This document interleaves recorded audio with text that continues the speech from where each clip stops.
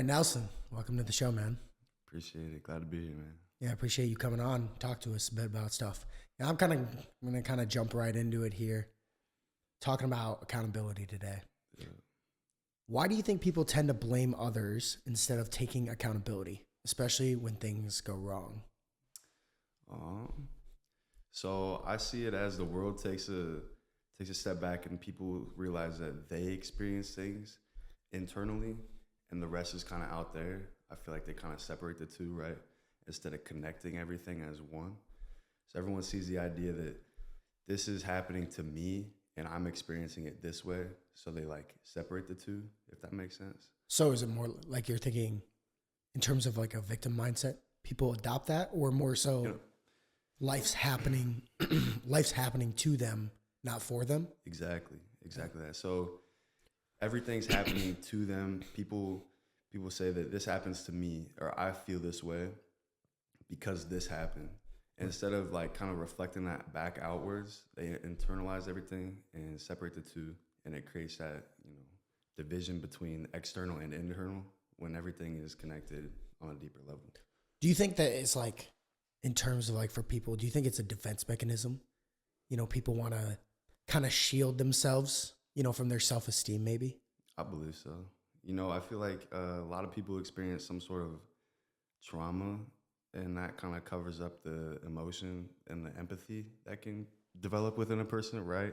Like we know that it takes certain traumas and certain emotions to bring up some sort of awareness to things, right? We've both kind of been through that. Recently had an event, yeah. Yeah, of course. And so not only does that happen, but people, through that trauma, it can kind of mask things as a defense mechanism for the body, right? Everyone kind of develops these patterns and these ways of protecting themselves, and that kind of dumbs everything down.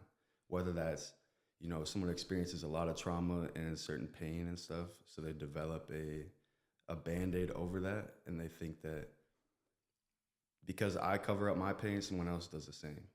Like, it kind of numbs it down, right?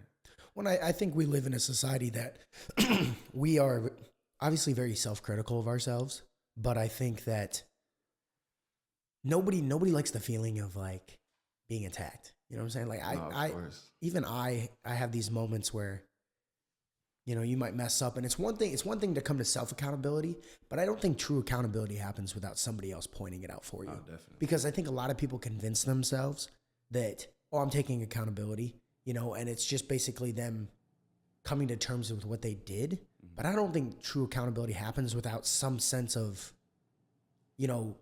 someone else pointing it out from an outside unbiased perspective. Mm-hmm. Right. And I think when that happens for people, there's this massive, like this wall just, I agree. It just sprouts right up like instantly, even if you're not even thinking about it. It is so hard to come into a conversation and be genuinely open. That is a hard thing to do. It is a hard thing. And I think a lot of people struggle with that, especially self-esteem, because self-esteem is tied to so much of, what we do when it comes to accountability, the decisions we make. Yeah, I feel like that wall is the ego, right? Because confirmation bias. Yeah, exactly. Everybody's like, they puts up that wall like, this is how I feel. This is my past experience and past knowledge, right? And everyone's got that mental structure and mental framework that correlates and corresponds with the subconscious.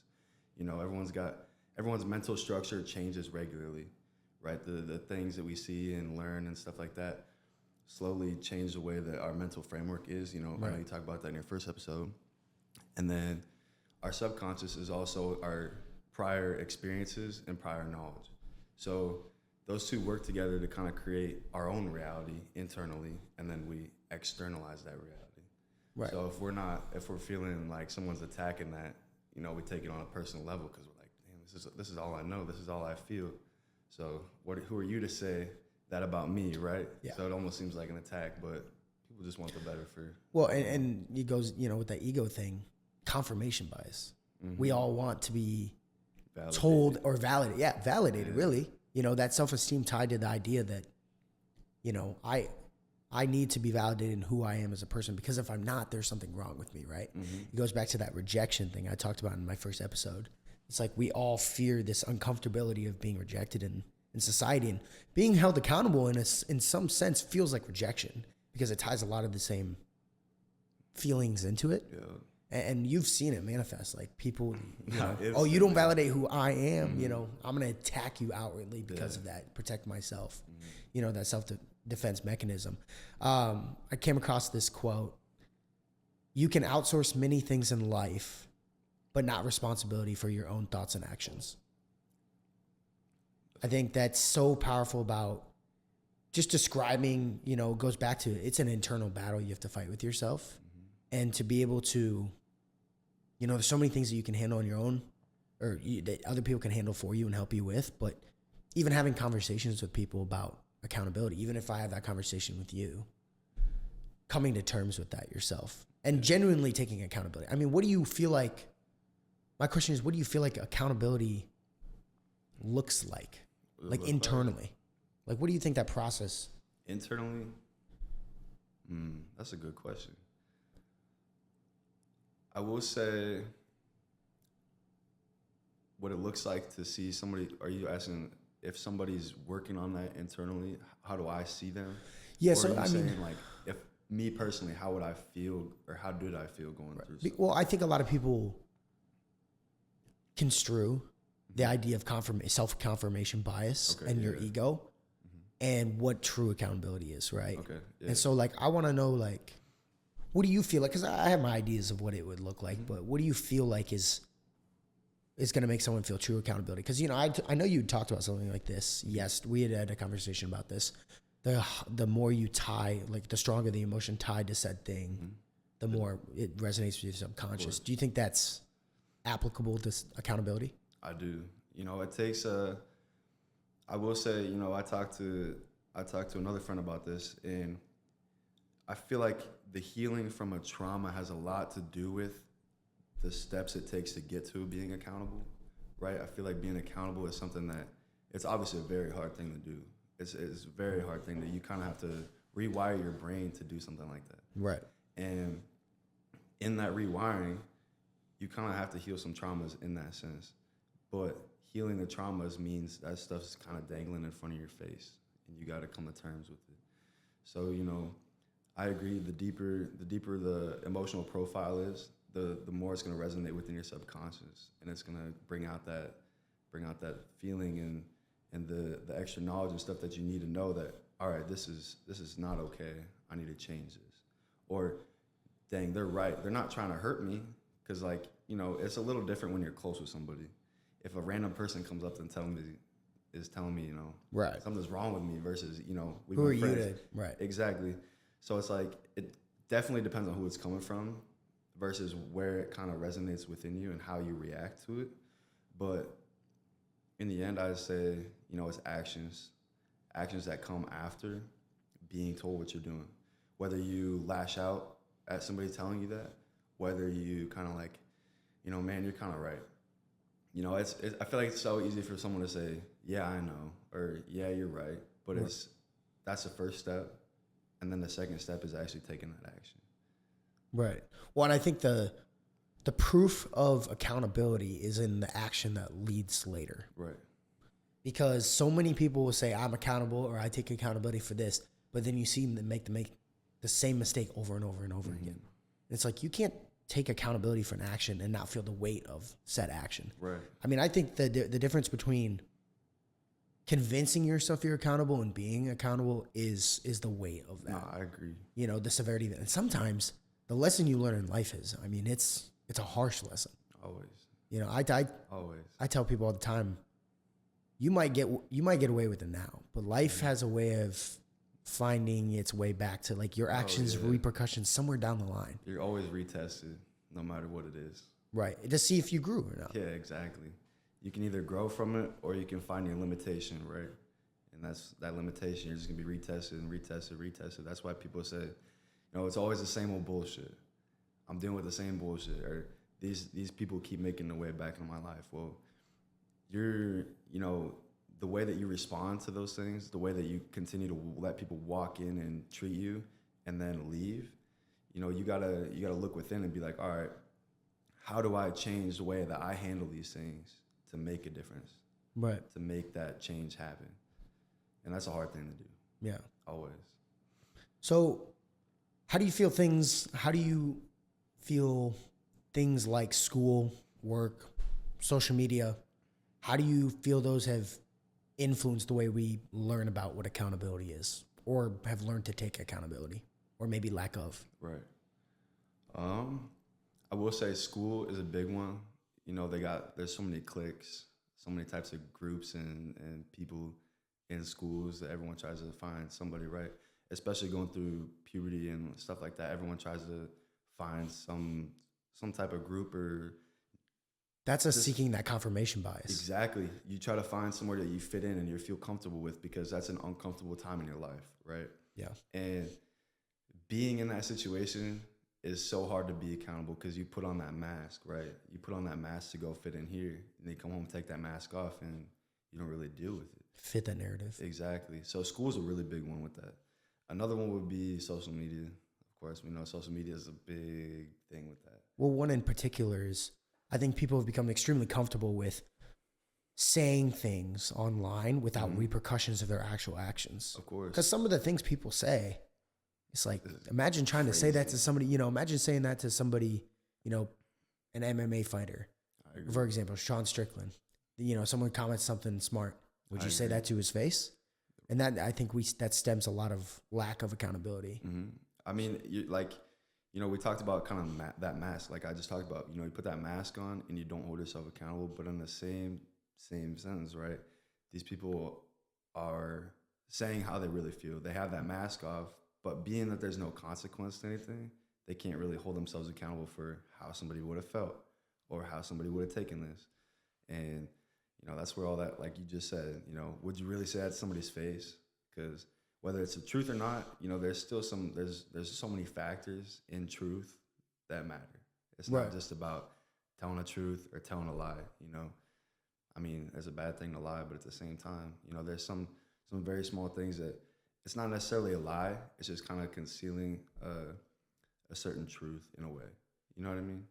Well, and I think it's caused this like disconnect between empathy. I think we lack a lot of empathy in society now because you don't see the repercussions of what you do necessarily anymore.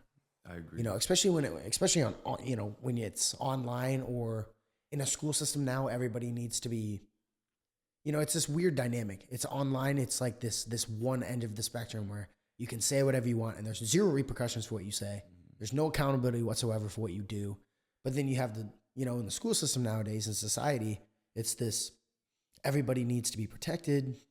Your feelings need to be protected. And you're on the opposite side of that spectrum going, you're going to take full accountability over maybe even extra accountability for things you haven't even done. Right. Or what you could do in the future, and so it's just such a mass like disconnect on both ends. There's two extremes. And it's like, where do we find the middle of that? Yeah. Another big one I just thought of is I remember at like sports practices and stuff, whenever somebody would get in trouble, the whole team's punished for it, right? And that lacks holding a certain person accountable. Because I get everyone's a team and everyone's kind of one, we should all, we win together, we lose together type of mentality. But at the same side, right, if this person continues to not show up, they don't care because they're not being punished individually. Everyone else is running because of them.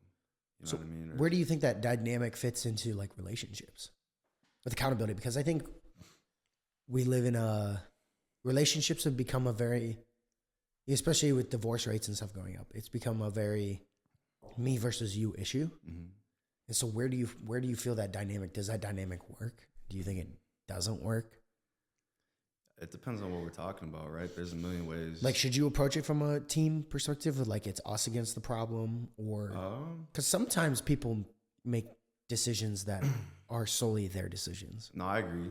I will say, there's certain things that is a team thing, but at the same time, it's two individuals that make up one relationship. Right.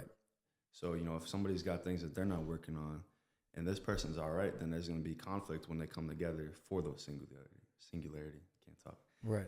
But so there's, individual accountability, but then there's also things where you come together that you have to hold yourself accountable for. Because there's obviously going to be change when a single person who's been living this life versus a single person living this other life, when they come together, there's going to be things that clash. Always. Right. And so, Taking on each other's burdens. yes, exactly. And that's where you guys got to hold that accountability to each other to become one, you know? And relationships are a very hard thing. Very hard thing. They're complex, yeah. Very, yeah. I mean, like I haven't been really in the dating scene since my senior year of high school with my last ex because I had a real big realization where I had to hold myself accountable for many things, right? I knew that, you know, I wasn't the best boyfriend. I wasn't the best son at the time. I wasn't the best friend I could be. I wasn't the best boyfriend. But unfortunately, it took hurting somebody that I truly did care about to get that realization. Tying that emotion to but then feeling the weight of that afterwards. Right. And I think what makes it so hard to want to date is people don't want to hold each other accountable because it's an uncomfortable thing to do. It's one thing to take accountability and be accountable for your actions. It's even harder when you do have a responsibility, because I feel like you do in friendships, relationships, even in your family. You do owe the service of holding people around you accountable. And I feel like if you can't, or if you do and they can't handle it, that's where that disconnect comes from, where relationships fall through. You know, that's it's a hard it takes a lot of trust, I think. You know, to be able to sit down with someone and be like, you got to be better in this area, or nah, you shouldn't have crossed that line. I agree. Or even partners, like having the conversation like, okay, you know, you're settling a little bit. You know, the person I fell in love with, you know, they went to the gym every day. You haven't been to the gym as much anymore, right? That's a hard conversation to have. And people are so afraid now that if they hold people accountable, those people are going to leave. Okay. And people would rather be in a relationship where there's no accountability and no uncomfortability, really. Right. Just kind of do it. They'd rather just be in the wrong relationship than single. Yeah. And I see this phenomenon, and I want your opinion on this. I see this phenomenon specifically, this lack of accountability. I think it stems a lot of places, but it really stems in relationships with attractive women, like overly attractive women. Like when you see a disconnect between like maybe what a guy, you know, from a look standpoint, right? There's a difference. You know, you see a guy that you're like, I don't know how that works, right? I see it there a lot because guys are very weary about putting their foot down and being like, that makes me uncomfortable. That's not a boundary I want to cross. I get that. But I mean, at the same side, those guys could be so like in tune with themselves, and they understand that, you know, this person is going to ultimately do what they want to do. Right. And at the end of the day, if they want to continue to do that and disrespect my boundaries, then I'm out. But some of them, you know, some guys are so comfortable in that situation that it's whatever to them. And I mean, that's a choice of self, right? I mean, it's a hard thing to sit there and watch because, you know, personally, I know people that have been in relationships where they get walked on all the time. And it sucks to know somebody that's going through that, to be somebody that's going through that. I can't say I've been walked on in my relationships. I've probably done the walking on, unfortunately. But knowing that has repercussions, and now knowing people that have been in that situation and actually seeing how it affects them on all levels, it's a very deep topic that I don't know too much about. Well, I think the tying factor into why certain people are able to, one, put their foot down, to take accountability or take feedback and criticism from someone, whether it be in a relationship or workplace relationship, whatever. I think it ties back to narcissism. I think it ties back to your level of narcissism. And, you know, reading a book recently on Human Nature by Robert Greene, Laws of Human Nature, talks about how everybody's a narcissist. And everybody is born a narcissist. Right. Because you need it to survive. You need a sense of self-esteem, and how that's built, you know, a lot of that is predicated on your upbringing, things like that. But I think the more functioning narcissist you are, the better you handle accountability from people, as well as giving it out. You're more comfortable telling people, nope, okay, from a loving place, right? A constructive criticism place, as well as somebody being able to tell you and you trust their intuition on that. No, definitely. And another thing, I feel like this is a very under talked about thing when it comes to narcissism, is the emotional profile of it. Everyone thinks it's a mental thing, and how, there's mental barriers and this is how they think and feel, so that's what's right. But on an emotional level of it, those people don't feel much. Extreme narcissism happens because of trauma, where they turn off their emotions because they've been through so much that in order to stop dealing with that pain, they turn it all off.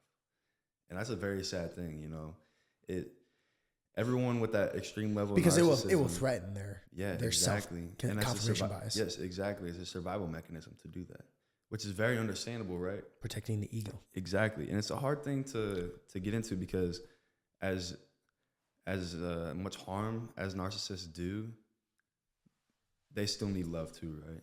They still need love too. Yeah. And dealing with people that have been narcissists, like you said, everyone's got a degree of it. It's a very hard thing to do, to understand someone hasn't come to peace with those demons within them yet, right? But all we can do is not give them too much energy or give them too much to really feed off of, but remind them that we're still there for them regardless.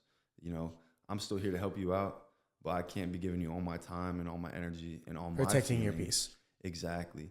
And it's a very hard thing to do, to set that boundary, especially with those people, because they're so pushy. It's like you're either in or you're out of my life with those people. You're either for me or you're not for me, and you're gone, because they're so self-absorbed in that. But it takes, like we said, some sort of big event to kind of happen and bring that type of awareness to them and let it dangle in front of their face a little bit. And once they get to that point, then they kind of start to accept some more people saying, I care about you, man. I love you as a friend, but you gotta take some accountability here. You gotta move forward with some, smaller steps, because you're stepping too big and you're stepping on everybody in the process. Yeah. Yeah. So why do you think it's so uncomfortable to take accountability? Why do you feel like I feel like it's threatening to people. Why do you think taking responsibility is really hard? Yeah, it's definitely threatening. It's threatening, but kind of like I said at the beginning, everyone sees the world as it's happening to them. So if you're trying to internalize things and then externalize things, it's not really going to work out as much as if you look at them as a whole. Does that make sense? Well, and I think it goes back to that, like ties back into that narcissism point. I think people struggle to take responsibility because of the shame and guilt that comes with that. And those feelings are so much more powerful when you already don't have a good self-esteem about yourself. No, so when you're already struggling with your self-image and you're seeking that self-confirmation bias, and someone threatens that, and threatens that self-esteem that you already don't have, it can lead to really nasty outcomes for people. Definitely. And really uncomfortable feelings, things that people really want to avoid. Definitely. Yeah, because like you said, the shame and guilt that come with that is very big. They're motivating big. Too. They are motivating, and sometimes people use the motivation in the wrong way. Kind of like we've heard before and talked about. Somebody can see something as motivation and strive to get to those means instead of doing it for self. But when you do it for yourself, you get those means and you go beyond instead of just meeting those, right? Right. There's levels to it, just as there's with everything. But especially when you go with yourself and you put that effort in and that motivation in just for yourself and that self-fulfillment, that's when you exceed all those boundaries. Right, That's like seeing beyond. Yes. Going beyond like a means to an end, tying the accountability to something bigger. Exactly. We had a situation recently talking to somebody about this. It's like, you can't, like taking accountability is one thing, and you have this catalyst in your life, whether it's someone you want to change for or things like that. But the problem that lies in that is when you tie your willingness to change as a human to somebody else or something else, right? A means to an end that might not always be there, something expiring, it's never going to last. Yep. And you're the one person that you talk to the most in your life, like you in your own head. And so like the importance it takes to be, have self-esteem and be graceful to yourself, but also be finding like a even amount of criticism but self-grace, knowing, okay, Yeah. I messed up, but something has to change. Yeah. And that's where you see people go beyond, and you see those changes in their life. They're massive changes in who they are. Because I don't believe you can change as a person without a traumatic event. I agree. Personally, something has to alter your brain chemistry in some way Yeah. for you to physically want to make a change. Otherwise, it's just all No, bullshit. I agree. It was super weird for me because I've always been overly empathetic to the point, you know, I've got diminished returns in that category. But at the same time, there was a point where I didn't feel anything. Just as empathetic as I was, I didn't have much feeling in it. And it took feeling that thing for the first time to get that awareness, right? And that's when that all changed. That's when that changes, and you know, then you become aware of more and more because then you're actually feeling more, and that's a big part of it. That's a big part of it because, you know, I was doing that for myself at the time. Like, I was doing things for this or for that, just as empathy does. You know, you do it for other things, Right. but then once you feel that emotion and you feel that within yourself, you're like, oh man, I can actually feel that way, and then that feeling can bring thought. So now I feel this way and I think this way. So now I can move accordingly, right? I can apply that to other things. I can apply that to this and that. And I can also say, what's to say I can't feel this way? Or what's to say I can't get this now? Because I did achieve this eventually. People need to start giving themselves permission to, like, one, be okay and open to feedback, but two, also accept that you're flawed. I think people don't give themselves permission to do so, and it's what causes your ego to become so defensive, so, like, inflated.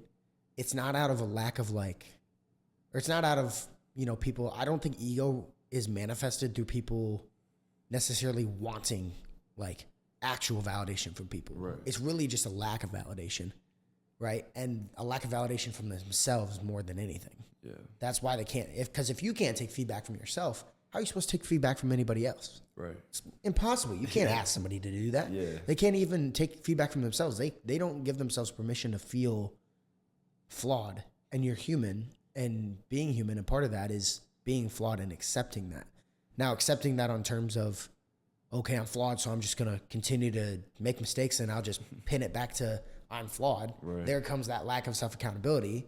Or, you know, I can't be flawed. I have to be perfect. You know, people have to accept me, right? It's that social inclusion that people, you know, for survival reasons want to be a part of.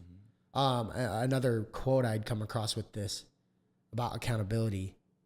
Accountability is leverage. You either use it on yourself or you get used by someone else who will. So when I, like, read that quote and I think of that, it shows me the basics of human social hierarchy. The people who rise to the top are the people who are willing to take accountability. Right. And so the people who won't take accountability will be the ones controlled by other people. Right. And that's kind of that's a really cool quote. You know, it ties back into that narcissism thing we talked about, right? You know, everyone's got a level of narcissism to them because it is a survival mechanism. But if you are kind of on the higher end of narcissism to where, you know, you really truly believe these things to be true, and that is your own reality, but then you can become aware of it and become accountable of it, that's a little superpower within itself, right? You can use that as an advantage. And, you know, I've kind of been there, right? I've been there where I haven't necessarily quite achieved that yet, but I've said I have. I'll tell all kinds of people that I have got to this certain point when I quite haven't yet. But guess what? I wasn't there yet, but within telling everybody to, I was like, all right, now I kind of got to get that. Look what you're doing. You're holding yourself accountable. I got this close to it, and that wasn't for me. You know, I realized that all that fulfillment that I had for it, and all that motivation I had for it was just not for myself. Kind of like that I talked about earlier. There's levels to it. I wasn't doing that for me. I was because I had, you know, I wanted it for me for a little bit, but it wasn't a main driving factor at that point. Well, and it's interesting because you hear a lot of people talk about, like, well, don't tell people your dreams and goals and hopes and whatever, right? And I think about this, but there's this caveat to that why wouldn't you though, to some degree? I mean, you need to be careful with who you do it with, but I think you should tell people close to you that you trust, that are going to be honest and open to you, aren't yes men. You need to tell them your hopes, your dreams, your worries, things like that, because in doing so, you're openly putting it out there, speaking into existence, but those people can hold you accountable for that. Like, if you're not going to be, you know, if I'm going to sit here and say, I want the best podcast on the internet, and I'm not making steps to, and I tell you this, right? And I'm like, all these big dreams, but then I'm not taking steps or putting my money where my mouth is or my actions where I say I'm going to be. You're the first person to go, didn't you say you wanted to do that? Yeah. And that can be such a powerful motivator when somebody that you care about can sit and go, hey, you remember when you said you were going to do that? But if you sit there and tell nobody, you know, again, it's that self-internal struggle. So I think I think it's important to tell people, you know, specific people in your life, things like that. And one of my favorite things I've ever heard from somebody is they told me a conversation is just as much with yourself as it is with the person sitting across from you. Because, you know, you're talking to yourself at the same time. You know, you're reminding yourself of all these things just as much as you're taking knowledge from someone else. Oh, that's interesting. Yeah. So it's kind of like a duality within that conversation. It's almost like affirmations in a way. You're reminding yourself, you're building yourself up, you're capable of these things. Because while you're having that conversation, I think if you step back and take a look at it, you're having conversation with yourself while you're having conversations. Exactly. It's why some people struggle to actually have meaningful conversations, because they're thinking about what they're going to say for a response rather than what's actually happening in front of them. It's like, you know, there's that active listening and then there's, you know, responding. You know, that's not a conversation. Conversation flows freely between people. You know, it's in one ear, then it goes, you know, into the brain and stuff, and then it comes back out. It's not just in here and then respond. You know, it's coming in, you're processing it all, and then you come up with a rebuttal to it. And then I feel like people just kind of sit there and they don't think about this stuff as much.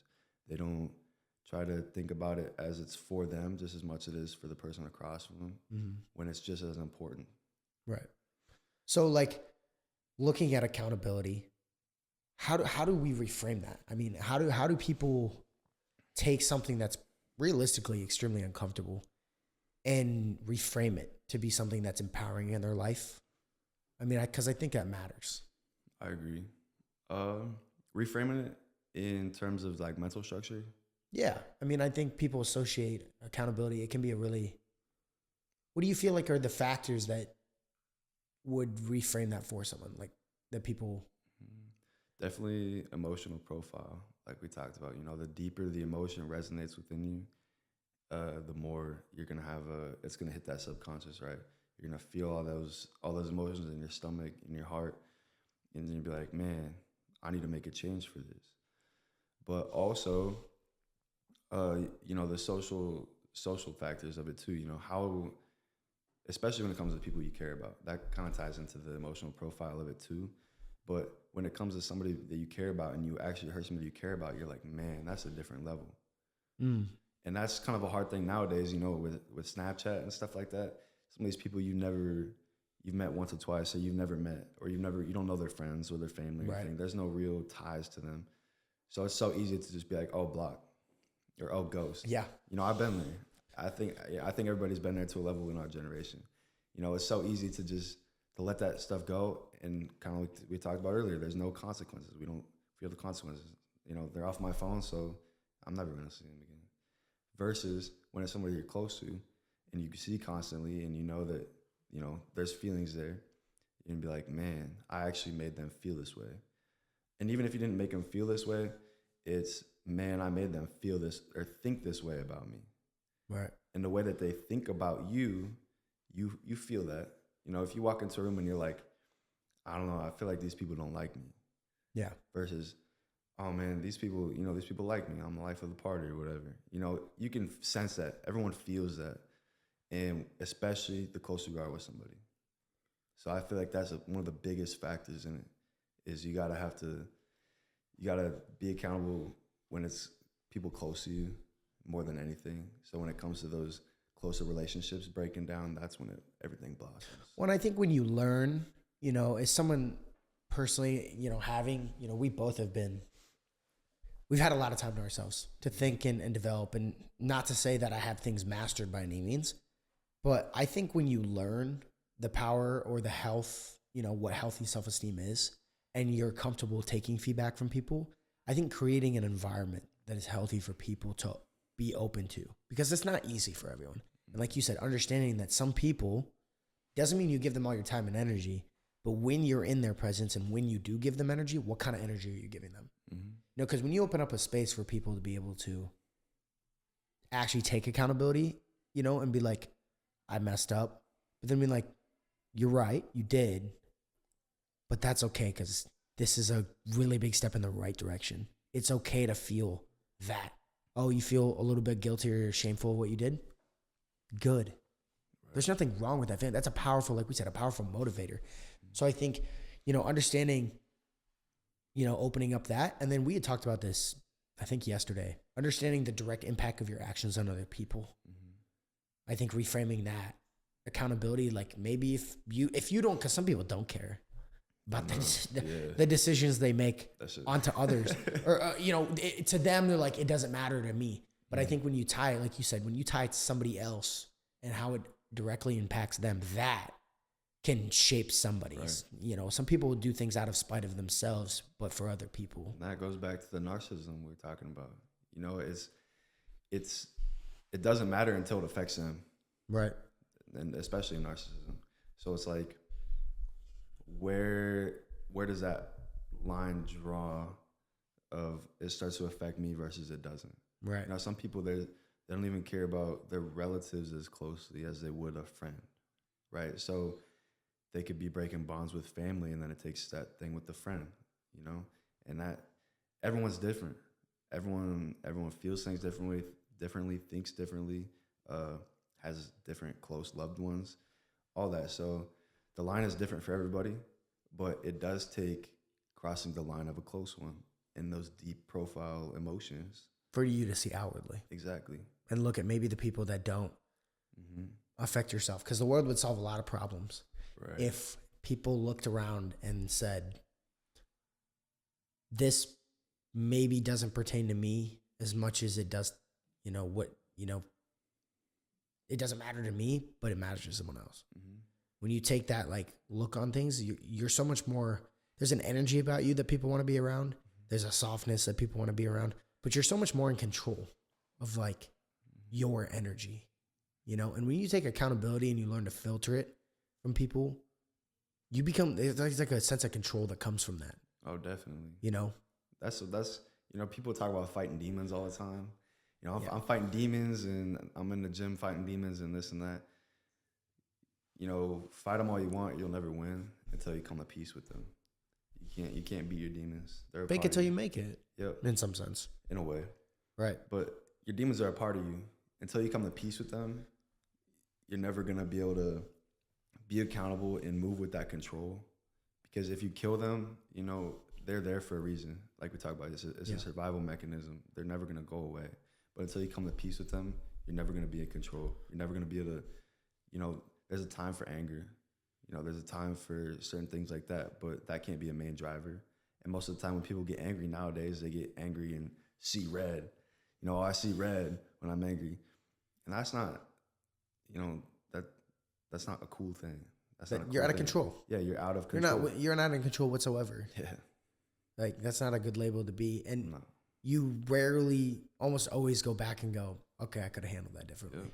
Yeah. And every emotion can be out of control. Yeah. You can love too much. Yep. You can over empathize. Mm-hmm. You can hate too much, all that. Mm-hmm. So it's about balance in every area. It's always about balance,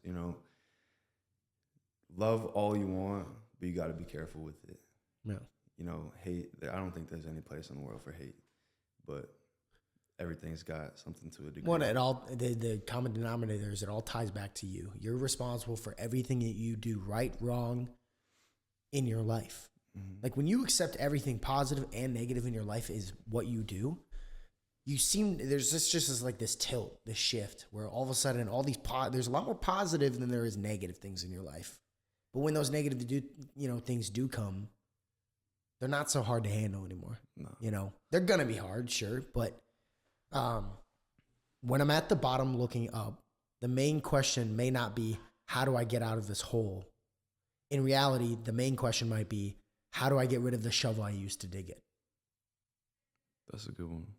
Just a small perspective shift on like, okay, maybe it's not about how I'm getting out of it. Because sometimes I think too, it's important to sit, part of that accountability, that shame, guilt, sit in that feeling for a little bit, not too long, but sit in those emotions for just a little bit, because you're going to learn a lot about yourself in those moments.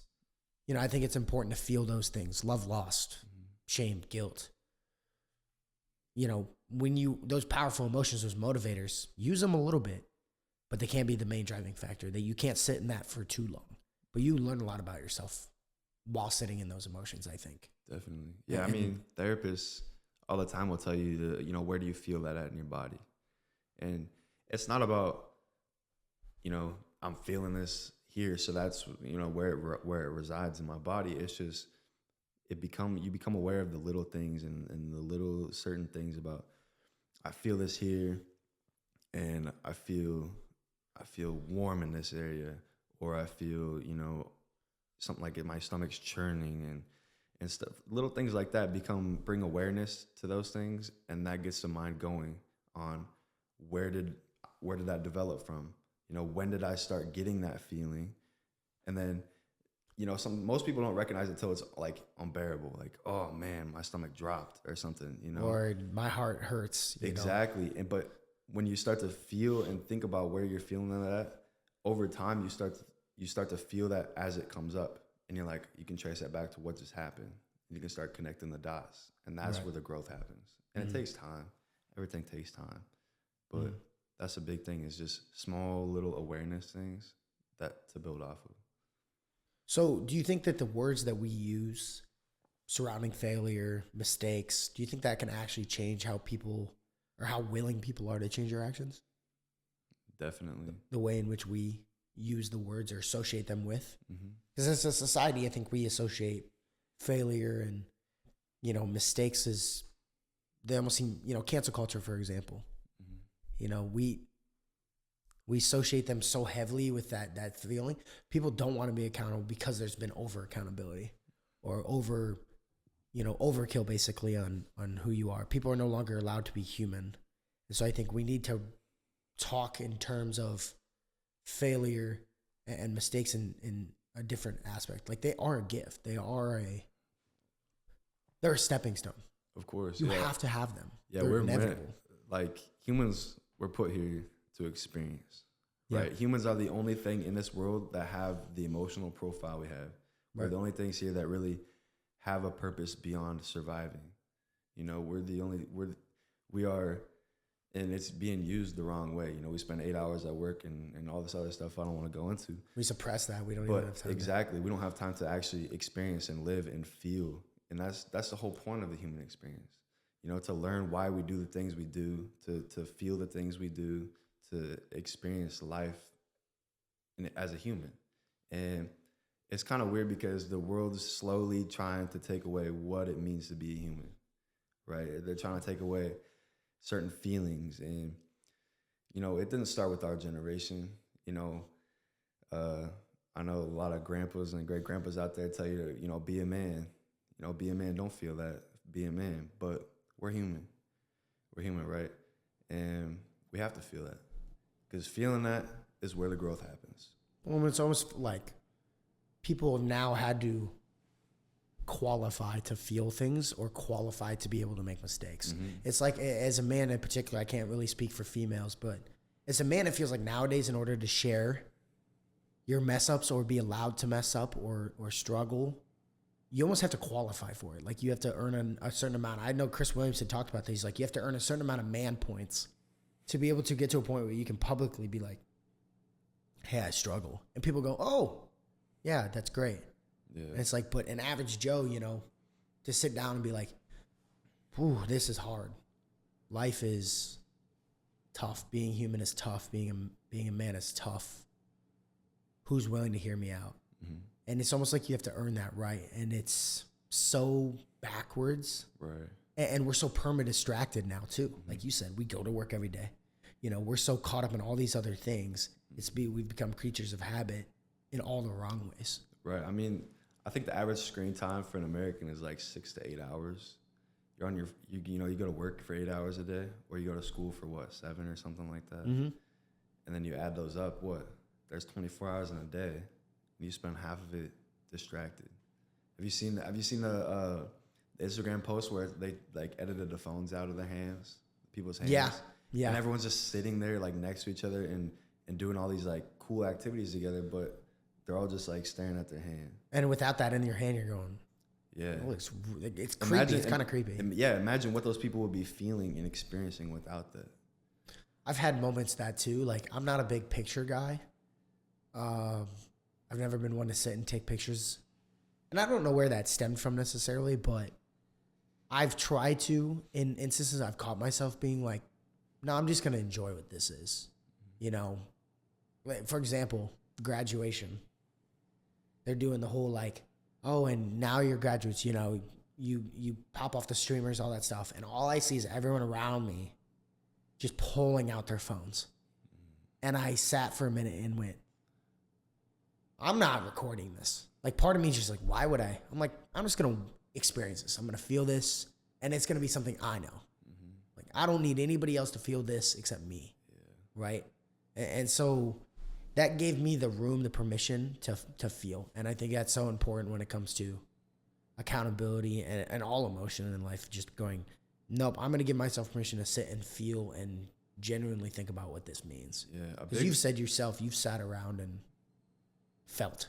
Right. A big one for me is like people try to go viral on social media so much by recording shit happening, bad shit. You know, this person needs medical attention. This person's getting robbed. This store is getting robbed. You know, all types of things, bad things that real people would interact because that's not right, you know, or they need help or something. But all these people are so worried about recording this shit. You know, there's plenty of videos out there where somebody needs medical attention and there's, you know, 10, 20 people standing around filming one person asking, you know, they're helping the person, but they're like, you know, call 911, call 911, but nobody's helping. Yeah. And it's not just the phones, but the phones are a really big one. They kind of desensitize humans in a way.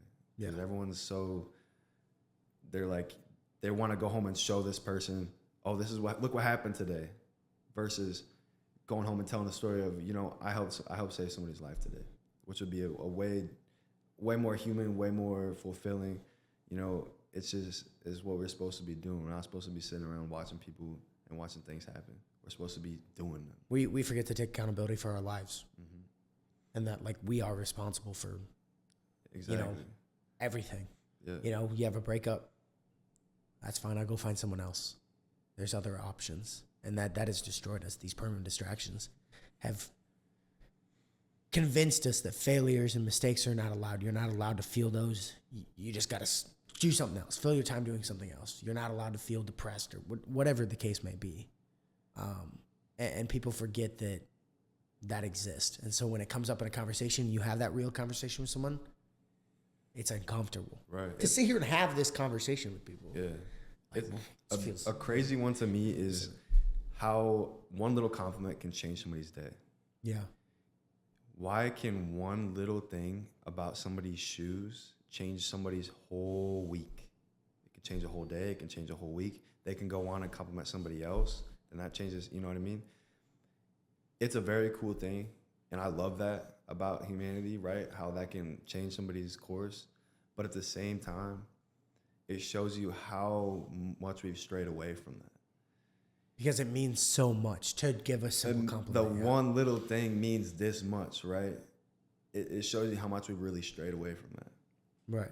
And but it's so easy for us to not take accountability for the mean things we say. Because those fly out of our mouth like nothing. Yep. But it's an interesting dynamic because, you know, there's those consequences of the good thing you don't really see. Right. You feel them. You don't see them. Mm-hmm. But when you do the wrong thing in the sense, and, you know, that stuff just flows out of you, then it's like, am I going to receive a consequence, or do I get to walk away thinking that I talk my shit? Yeah. You know, I'm fulfilled in that way. and I didn't receive the repercussion that I should have got. So it's a weird dynamic, very, very weird. Yeah. Well, Ryan, I appreciate you coming on my show. I appreciate it, man. Episode 2. I thought we had a pretty insightful conversation. So. Definitely. We definitely got to do it again. Yeah, absolutely. Have you back. That's it for episode 2 of Afterthoughts. Appreciate you guys tuning in, and we'll see you for episode